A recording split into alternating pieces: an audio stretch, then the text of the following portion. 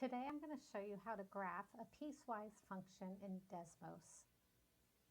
And the function we're working with today is y equals x plus 1 when x is less than 0. The second function is y equals x minus 3 if x is greater than or equal to 0 but less than 5. And the third one is y equals x when x is greater than or equal to 5. So we could begin by opening the Desmos calculator. And in the first input box, we need to enter the first equation.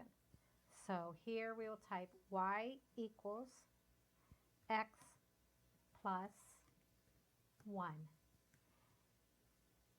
And Desmos uses the curly brackets to enter the conditions. So in the curly brackets, we'll type x is less than 0 and then put the other curly bracket to close it. So there's the first one. And if you zoom out, you can see the function. Okay.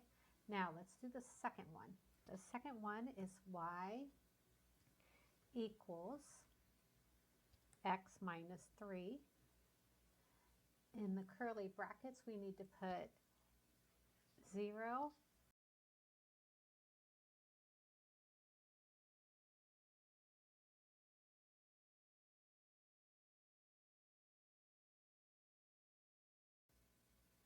Okay, and don't forget the curly brackets at the end.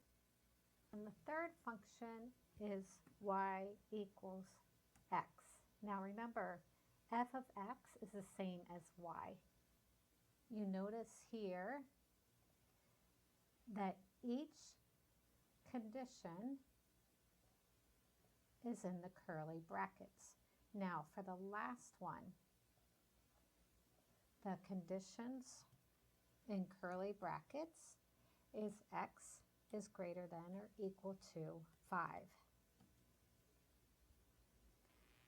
Okay, now here we can zoom in or out